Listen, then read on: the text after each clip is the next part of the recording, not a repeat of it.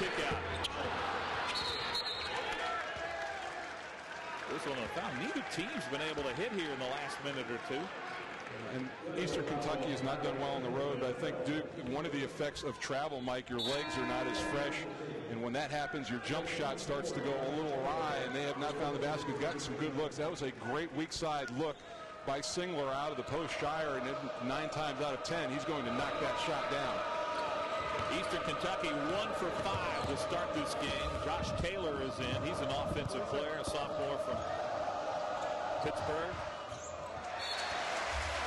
Look how far out Eastern Kentucky has to initiate their offense because of the pressure, really Duke denying wings and denying the pass up at the high post. 5th turnover here of the half. Taylor King is into the Duke lineup, another freshman. Boy, is he a scorer out of Huntington Beach, California. Number 20. I think he was born with the green light in his crib, because when the ball touches his hands, it goes up.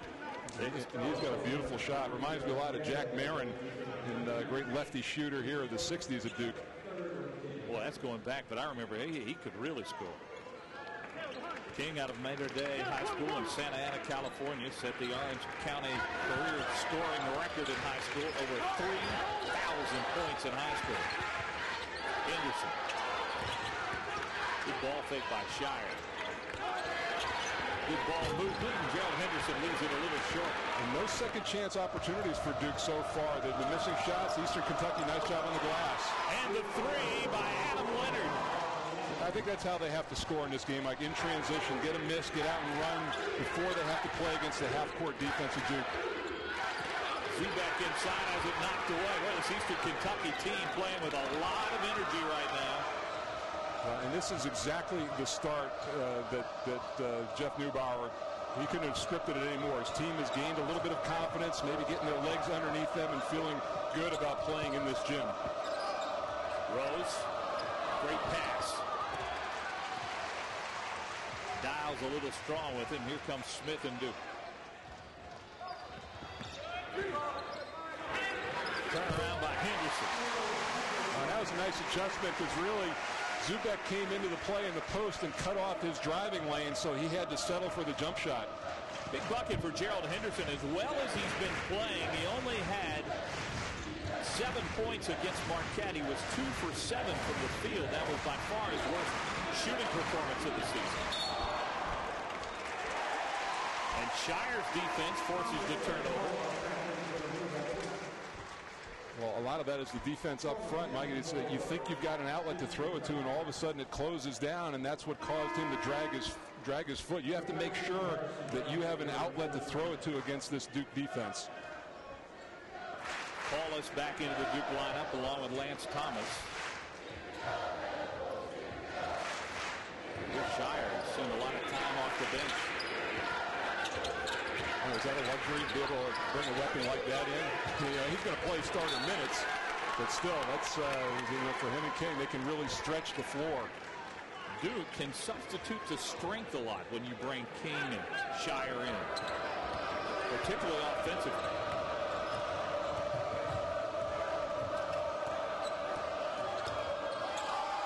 Justin Stummis into the game, the 3 a little long, and here's Shire, the rebound.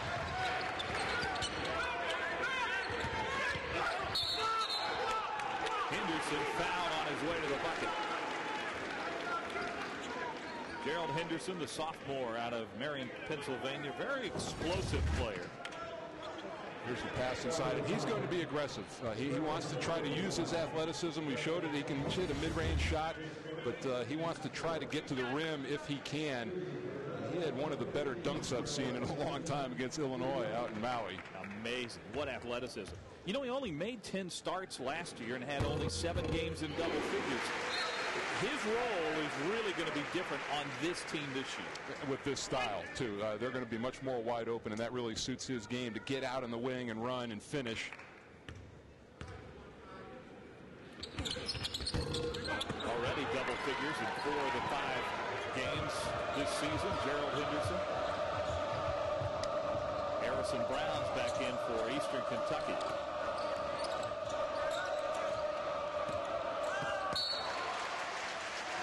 Taylor. Not a good pass. 7th turnover. And there's another official timeout. 11:53 to go here in the first half. Eastern Kentucky hanging tough with the Duke Blue Devils here in Cameron. Duke with only a 4-point lead. Well, one lives in Indiana.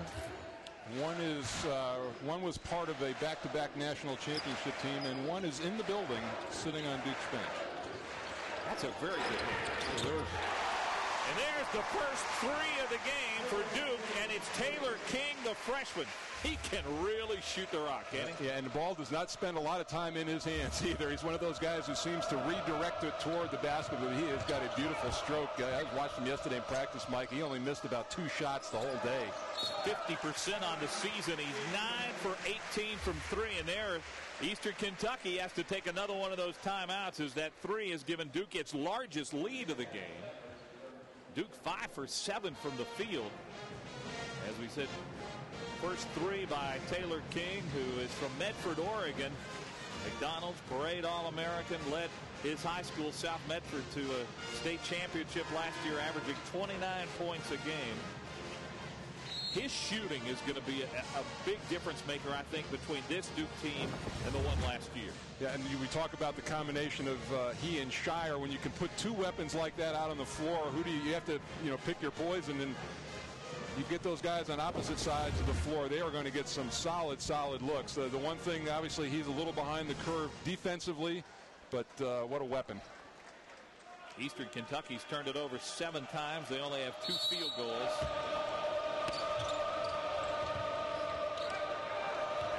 Leonard played 36 minutes against UAB, a Eastern Kentucky loss. Nice drive there, couldn't finish. Again, we talk about opportunities against Duke that you have to convert, and that is one of them right there. They've had a couple of open looks and jump shots that have not gone down, and a couple of layups. Along to Duke, out of bounds. Josh Taylor got his hands on it, of the Colonels. But Duke trying to pick up the tempo just a little bit on offense. Well, no question. They want to generate some offense out of their defense, get turnovers out front, and get out and run. And so far, I think Eastern Kentucky's done a nice job of keeping them in the half court.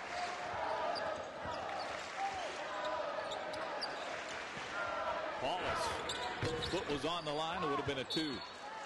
Out off of Dials. Duke will have a possession. Well, and you got number 24, Josh Taylor, who's 6'7", he's long, and he can get out and contest that jump shot. It makes it a tough look for Paulus, who last year I thought was probably their best 3-point shooter along with Shire. Paulus 40% from 3 to start this season in the first 5 games. 8 for 20. Offensive foul on DeMarcus Nelson is first.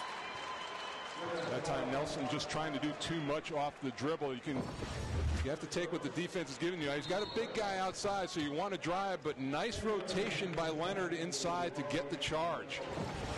That's the problem that you have with DeMarcus Nelson. If you guard him with a big, he can go outside and shoot and drive. If you put a smaller player on him, he's strong enough to post. Leonard's been pretty impressive. Full court pressure by Duke, and Harrison Brown couldn't get the ball inbounds, had to call a timeout. You're right. Neubauer's using them all here early in the first half, isn't he? Well, I think 3 of them have been burned because players have been caught in a position where they have no outlets and no opportunity. In many cases, Mike, if they get in a situation where they don't have an outlet, it's better to just hold